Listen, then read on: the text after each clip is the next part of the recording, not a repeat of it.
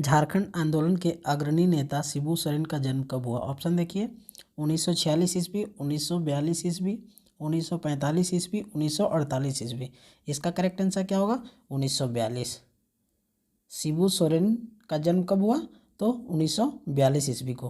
किस गांव में? तो नेमरा गांव में। किस गांव में? नेमरा गांव में। और नेमरा गांव किस जिले में पड़ता है? तो रामगढ़ जिले में। किस जिले में? रामगढ़ जिले में। ठीक है। और शिबू सोरेन का मूल नाम क्या है? तो मूल नाम क्या है?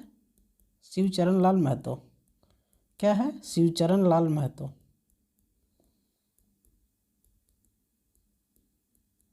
ठीक है। और शिबू सोरेन के पिता का नाम क्या था? सोबरन मांझी।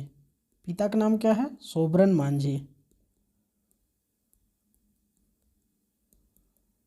और शिबू सोरेन के माता का नाम क्या है? माता का नाम सोनामणि। माता का नाम क्या है? सोनामणि। ठीक है। और झारखंड मुक्ति मोर्चा के प्रथम महासचिव थे शिबू सोरेन। ठीक है। और 1970 में सोनत संथाल समाज की स्थापना किए थे। 1970 में सोनत संथाल समाज का स्थापना किए थे। कौन? तो शिबू सोरेन। ठीक है। अब नेक्स्ट क्वेश्चन की ओर बढ़ेंगे।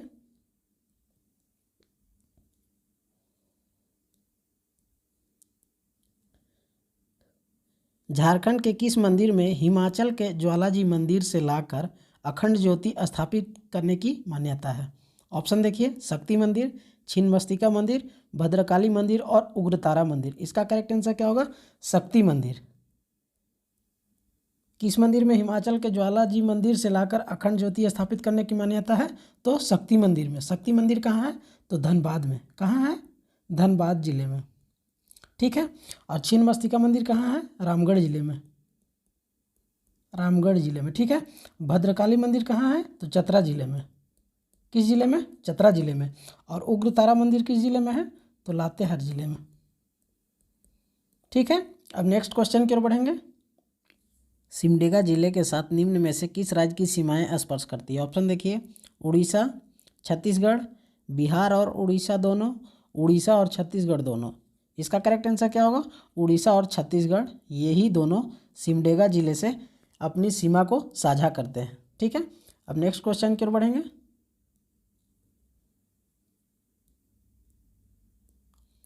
क्रोमाइट का मुख्यतः भंडार जोजोहातू में है। यह किस जिले में स्थित है? जोजोहातू किस जिले में है? ऑप्शन देखिए रांची जिला, सरायकेला खरसावां, पश्चिमी सिंहभूम और खूंटी जिला। इसका करेक्ट आंसर क्या होगा? तो पश्चिमी सिंहभूम जिला में स्थित है जोजोहातू। ठीक है। अब नेक्स्ट क्वेश्चन की ओर बढ़ते हैं। 1952 के एकीकृत बिहार विधानसभा चुनाव में झारखंड पार्टी को कितनी सीटें प्राप्त हुई? ऑप्शन देखिए 52 सीट, 33 सीट, 32 सीट और 40 सीट। इसका करेक्ट आंसर क्या होगा? 33 सीट। 1952 के विधानसभा चुनाव में झारखंड पार्टी को कितनी सीटें प्राप्त हुई थी? 33 सीटें। ठीक है। और 1957 के विधानसभा चुनाव में कितनी सीटें प्राप्त हुई? तो 32। कितना? 32। और 1962 के विधानसभा चुनाव में कितनी सीटें प्राप्त हुई थी? तो 20 सीटें। ठीक है।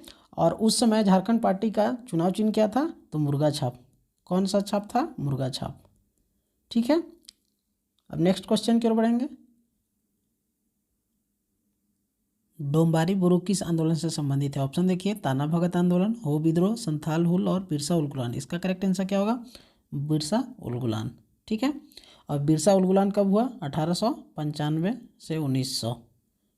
ठीक है।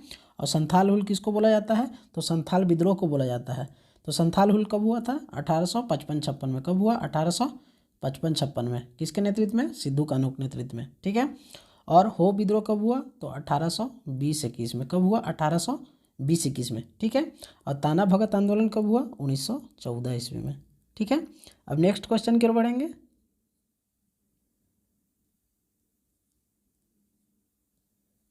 चाईबासा से प्रकाशित तरुण शक्ति नामक क्रांतिकारी पत्रिका का संपादन किसने किया? ऑप्शन देखिए आनंद मुंडा, आनंद कमल चक्रवर्ती, अमरनाथ मुखर्जी और इनमें से कोई नहीं। इसका करेक्ट आंसर क्या होगा? आनंद कमल चक्रवर्ती के द्वारा इस क्रांतिकारी पत्रिका का संपादन किया था, जिसका नाम क्या था? तरुण शक्ति। ठीक है। अब नेक्स्ट क्वेश्चन की ओर बढ़ेंगे। शौर्य पहाड़िया वेरु गोसाई की पूजा किस प्राकृतिक शक्ति के रूप में करते हैं? ऑप्शन देखिए, वायु, सूर्य, जल और धरती। इसका करेक्ट आंसर क्या होगा? सूर्य। ठीक है। और शौर्य पहाड़िया के चंद्र देवता कौन है? चंद्र देवता कौन है? चंद्र देवता कौन है? तो बेलूप गोसाई। कौन है? बेलूप गोसाई।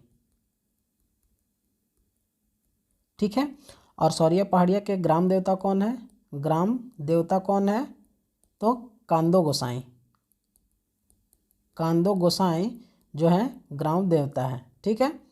और शौर्य पहाड़िया के वधु मूल्य को क्या बोलते हैं? तो पौन बोलते हैं। वधु मूल्य को क्या बोलते हैं? तो पौन बोलते हैं। ठीक है। और इनके युवागिरी को क्या बोलते हैं? युवागिरी को क्या बोलते हैं? तो कोड़वाह बोलते हैं। क्या बोलते हैं? कोड़वाह। शौर्य पहाड़िया के युवागिरी को क्या बोलते हैं? तो कोड़वाह बोलते हैं। ठीक है। ये प्रश्न जेपीएससी 2021 में पूछा गया है। ठीक है। आइए हम नेक्स्ट क्वेश्चन की ओर बढ़ेंगे।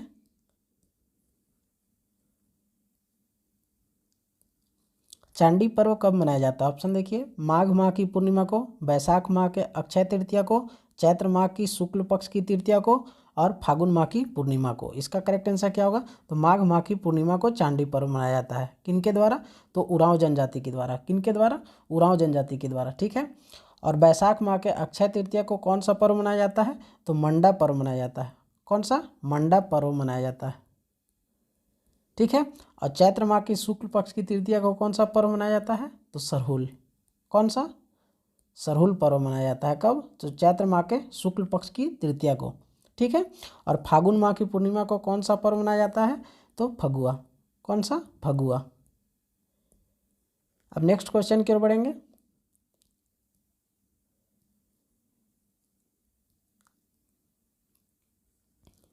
झारखंड में आयोजित 34वें राष्ट्रीय खेल के संबंध में कौन सा कथन गलत है? ऑप्शन देखिए, इसका आयोजन वर्ष 2011 में रांची में किया गया। ये बिल्कुल करेक्ट है। इसका शुभंकर छुआ था जो कि एक शिशु हिरन था। एक करेक्ट है ये भी। झारखंड ने इस राष्ट्रीय खेल में 33 स्वर्ण अर्जित किए। ये भी करेक्ट ऑप्शन है। झारखंड ने पदक तालिका में पहला स्थान प्राप्त किया। ये गलत ऑप्शन है। इसका करेक्ट आंसर क्या होगा? तो 5वां स्थान प्राप्त हुआ था झारखंड को। कितना स्थान? 5वां। ठीक है। अब नेक्स्ट क्वेश्चन की ओर बढ़ेंगे। छोटा नागपुर काश्तकारी अधिनियम कब लागू किया गया? ऑप्शन देखिए, 11 दिसंबर 1908, 11 मार्च 1908, 11 नवंबर 1908 और 11 अक्टूबर 1908। इसका करेक्ट आंसर क्या होगा? तो 11 नवंबर 1908 को छोटा नागपुर काश्तकारी अधिनियम लागू किया गया। ठीक है। और यह जो है कितने प्रमंडल में लागू है? तो 4 प्रमंडल में लागू है। 4 प्रमंडल में लागू है। और कितने जिलों में लागू है? तो 18 जिलों में लागू है। छोटा नागपुर काश्तकारी अधिनियम 4 प्रमंडल में लागू है और 18 जिलों में लागू है। और इसमें अध्याय कितना है? तो अध्याय 19 है। छोटा नागपुर काश्तकारी अधिनियम के अध्याय में संख्या कितना है? तो 19। ठीक है। और धाराएं कितना है? धाराएं कितना है? तो 271 धारा है। किसमें? छोटा नागपुर काश्तकारी अधिनियम में। ठीक है। और अध्याय कितना है? 19। और धारा कितना है? 271। और इसका ब्लूप्रिंट किसने तैयार किया था? CNT एक्ट का ब्लूप्रिंट किसने तैयार किया था? तो JH हॉफमैन के द्वारा। किसके द्वारा? JH हॉफमैन के द्वारा इसका ब्लूप्रिंट तैयार किया गया था। ठीक है। अब नेक्स्ट क्वेश्चन की ओर बढ़ेंगे। नगड़ी गांव स्वर्णरेखा एवं किन नदियों के उत्पत्ति के लिए प्रसिद्ध है? ऑप्शन देखिए, उत्तरी कोयल, दक्षिणी कोयल और चानन और इनमें से कोई नहीं। इसका करेक्ट आंसर क्या होगा? दक्षिणी कोयल। नगड़ी गांव से कौन कौन नदी का उद्गम होता है? तो स्वर्णरेखा नदी का और दक्षिणी कोयल का। ठीक है। और उत्तरी कोयल का उद्गम कहाँ से है? तो पिस्का से है। कहाँ से? पिस्का से। ठीक है। और चानन नदी का उद्गम कहाँ से हुआ है? तो छोटा नागपुर पठार से। छोटा नागपुर पठार से।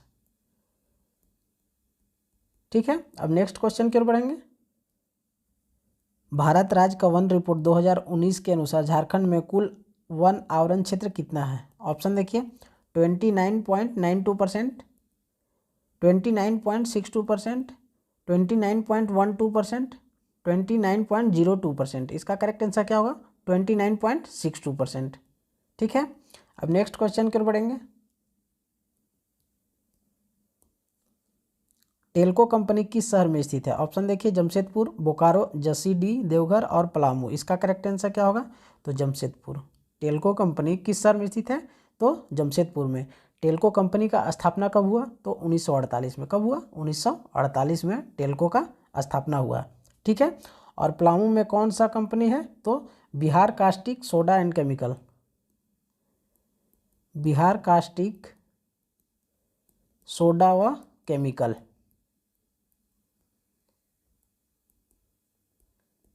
कहाँ है? तो ये पलामू में है। ठीक है। और जस्सी डी देवघर में कौन सा कंपनी है? तो Hyderabad industry limited. Hyderabad industry limited.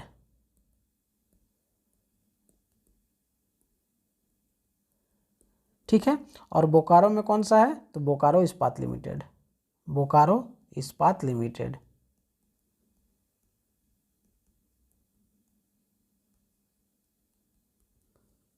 ठीक है। अब नेक्स्ट क्वेश्चन की ओर बढ़ेंगे।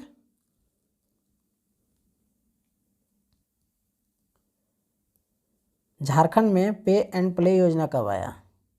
ठीक है। ऑप्शन देखिए, 2017, 2006, 2019 और इनमें से कोई नहीं। इसका करेक्ट आंसर क्या होगा?